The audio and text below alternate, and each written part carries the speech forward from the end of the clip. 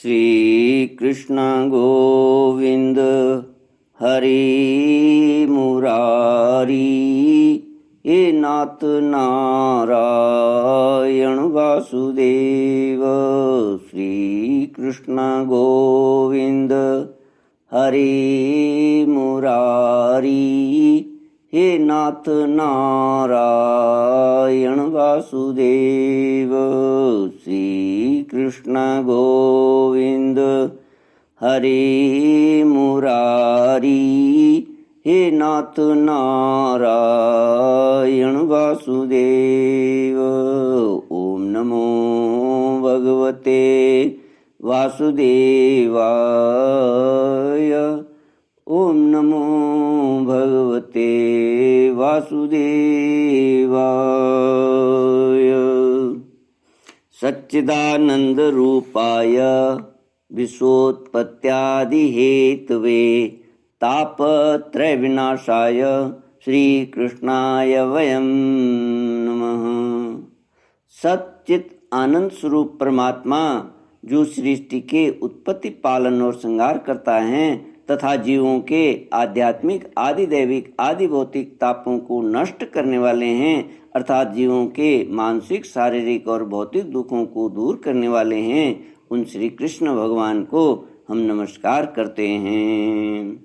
श्री कृष्ण गोविंद हरि मुरारी, हे नाथ नारायण वासुदेव। श्रीमद्भागवत षष्ठ स्कंद षोडशोऽध्यायः श्लोक 34 से।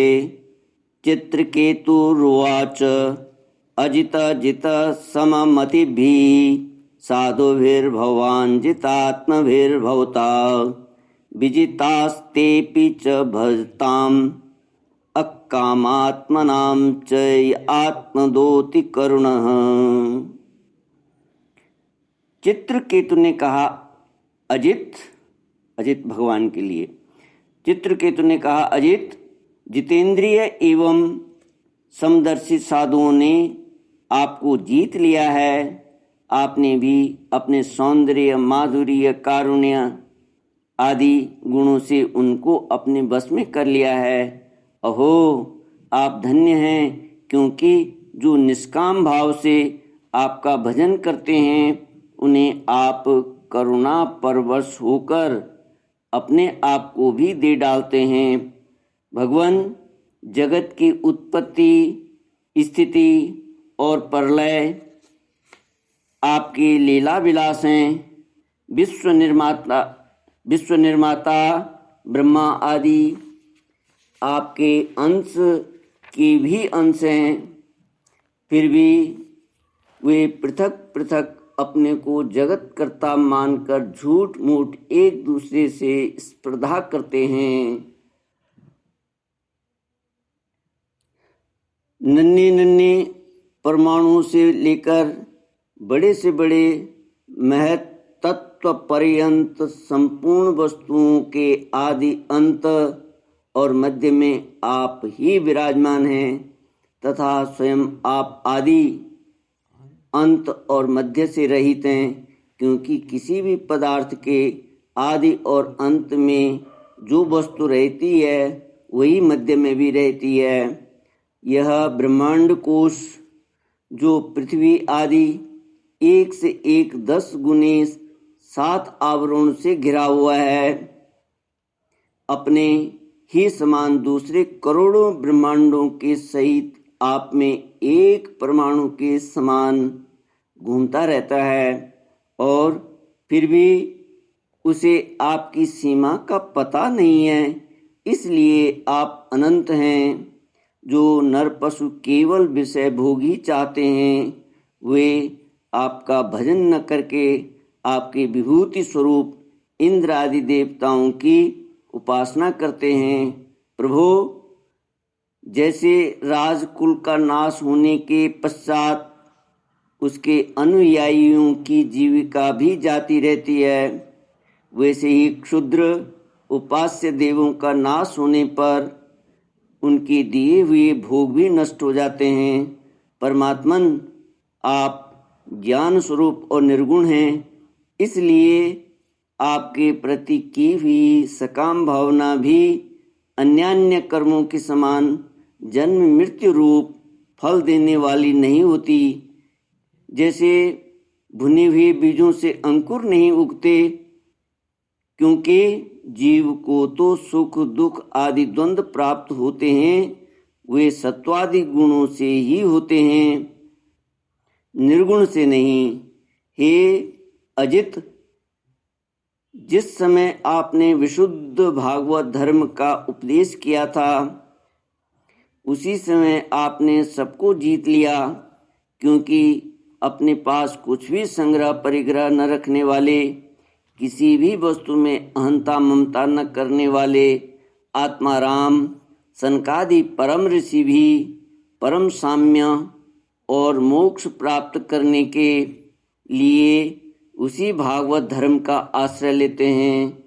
वह भागवत धर्म इतना शुद्ध है कि उसमें सकाम धर्मों के समान मनुष्यों की वह विषम बुद्धि नहीं होती कि यह मैं हूँ, यह मेरा है, यह तू है और यह तेरा है।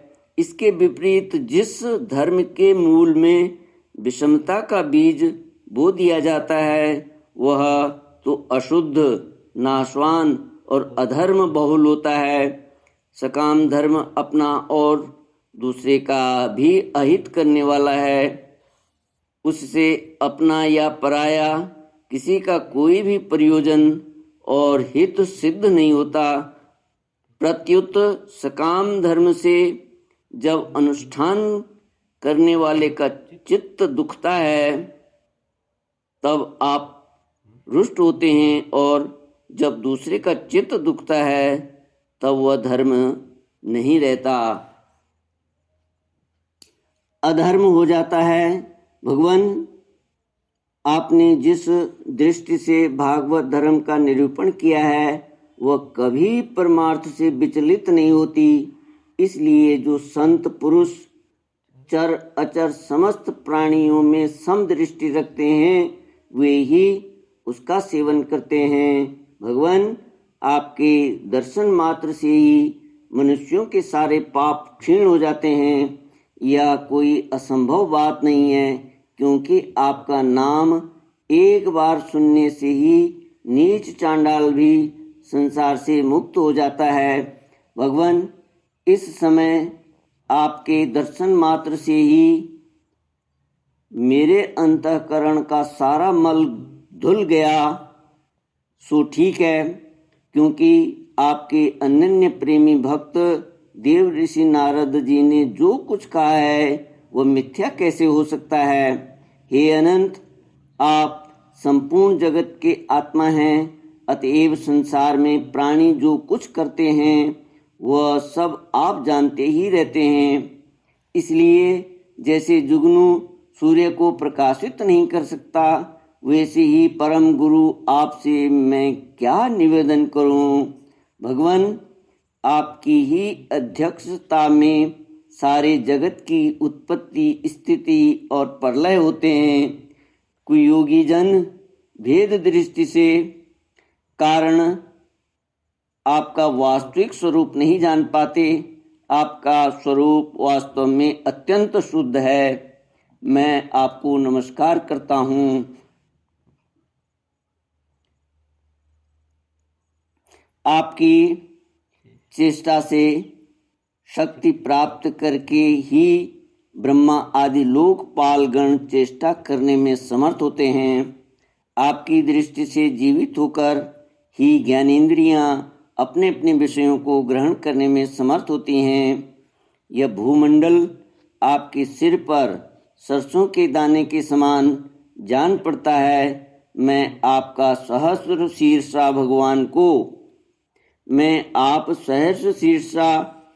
भगवान को बार बार नमस्कार करता हूँ। श्री सुखदेव जी कहते हैं, परीक्षित, जब विद्याधरों के अधिपत्य चित्रकेतु ने अनंत भगवान की इस प्रकार स्तुति की, तब उन्होंने प्रसन्न होकर उनसे कहा, श्री भगवान ने कहा, चित्रकेतु, देवऋषि नारद और महर्षि अंगिरा ने तुम्हें जो मेरे संबंध में जिस विद्या का उपदेश दिया है, उससे और मेरे दर्शन से तुम भली भांति सिद्ध हो चुके हो। मैं ही समस्त प्राणियों के रूप में हूँ, मैं ही उनका आत्मा हूँ, मैं ही पालन करता हूँ। शब्द ब्रह्म, वेद और परब्रह्म दोनों ही मेरे सनातन रूप हैं। आत्मा कार्य कारणात्मक जगत में व्याप्त है। आत्मा कार्य कारणात्मक जगत में व्याप्त है और कार्य कारणात्मक जगत आत्मा में स्थित है तथा इन दोनों में मैं अधिष्ठान रूप से व्याप्त हूँ और मुझ में ये दोनों कल्पित हैं। जैसे स्वप्न में सोया हुआ पुरुष स्वप्नांतर होने पर संपूर्ण जगत को अपने में ही देखता है और स्वप्नांतर टूट जाने पर स्वप्न में ही जागता है तथा अपने को संसार के एक कोने में स्थित देखता है, परंतु वास्तव में वह भी स्वप्न ही है। वैसे ही जीव की जागृत आदि अवस्थाएं परमेश्वर की ही माया है। यूं जानकर सबके साक्षी मायातीत परमात्मा का ही स्मरण करना चाहिए। सोया हुआ पुरुष जिसकी सहायता से अपनी निद्रा और उसके अतीन्द्रिय सुख का अनुभव करता है, वह ब्रह्म मैं ही हूँ, उसे तुम अपनी आत्मा समझो। पुरुष निद्रा और जागृति इन दोनों अवस्थाओं का अनुभव करने वाला है। वह उन अवस्थाओं में अनुगत होने पर भी वास्तव में उनसे पृथक है। वह सब अवस्थाओं में रहने वाला अखंड एक रस ज्ञान ही ब्रह्म है, वही पर ब्रह्म है। जब जीव मेरे स्वरूप को भूल जाता है तब वह अपने को अलग मान बैठता है। इसी से उसे संसार के चक्कर में पड़ना पड़ता है और जन्म पर जन्म तथा मृत्यु पर मृत्यु प्राप्त होती रहती है। यह मनुष्य योनि ज्ञान और विज्ञान का मूल स्रोत है। जो इसे पाकर भी अपने आत्मस्वरूप परमात्मा को नहीं जान लेता, उसे कहीं किसी भी योनि में शांति नहीं मिल सकती। राजन, सांसारिक सुख के लिए जो चेष्टाएं की जाती हैं उनमें श्रम है, क्लेश है, और जिस परम सुख के उद्देश्य से वे की जाती हैं उसके ठीक विपरीत परम दुख देती है। किंतु कर्मों से निवृत्त हो जाने में किसी प्रकार का भय नहीं है। यह सोचकर बुद्धिमान पुरुष को चाहिए कि किसी प्रकार के कर्म अथवा उनके फलों का संकल्प न करे। जगत के सभी स्त्री पुरुष इसलिए कर्म करते हैं कि उन्हें सुख मिले और उनका दुखों से पिंड छूटे, परंतु उन कर्मों से न तो उनका दुख दूर होता है और न उन्हें सुख की ही प्राप्ति होती है। जो मनुष्य अपने को बहुत बड़ा बुद्धिमानी मानकर कर्म के पचड़ों में पड़े हुए हैं, उनको विपरीत फल मिलता है। यह बात समझ लेनी चाहिए। साथ ही यह भी जान लेना चाहिए कि आत्मा का स्वरूप अत्यंत सूक्ष्म है। जागृत, स्वप्न, सुषुप्ति इन तीनों अवस्थाओं तथा इनके अभिमानियों से विलक्षण है। यह जानकर इस लोक में देखे और परलोक के सुने हुए विषय भोगों से विवेक बुद्धि के द्वारा अपना पिंड छुड़ा ले और ज्ञान तथा विज्ञान में ही संतुष्ट रहकर मेरा भक्त हो जाए। जो लोग योग मार्ग का तत्व समझने में निपुण हैं उनको भली भांति समझ लेना चाहिए कि जीवन का सबसे बड़ा स्वार्थ और परमार्थ केवल इतना ही है कि वह ब्रह्म और आत्मा की एकता का अनुभव कर ले। राजन, यदि तुम मेरे इस उपदेश को सावधान होकर श्रद्धा भाव से धारण करोगे तो ज्ञान एवं विज्ञान से संपन्न होकर शीघ्र ही सिद्ध हो जाओगे। श्री सुखदेव जी कहते हैं, राजन, जगत गुरु विश्वात्मा भगवान श्री हरि चित्रकेतु को इस प्रकार समझा बुझा कर उनके सामने ही वहां से अंतर्धान हो गए। श्री कृष्णा गोविंद हरि मुरारी हे नाथ नारायण वासुदेव। इति श्रीमद्भागवते महापुराणे पारमहंस्यां संहितायां षष्ठस्कन्धे चित्रकेतो परमात्मा दर्शनम नाम षोडशोऽध्यायः। ओम पूर्णमदः पूर्णमिदं पूर्णात् पूर्णमुदच्यते पूर्णस्य पूर्णमादाय पूर्णमेवावशिष्यते। ओम शांति शांति शांति। हरि ओम श्री गुरुभ्यो नमः। हरि ओम।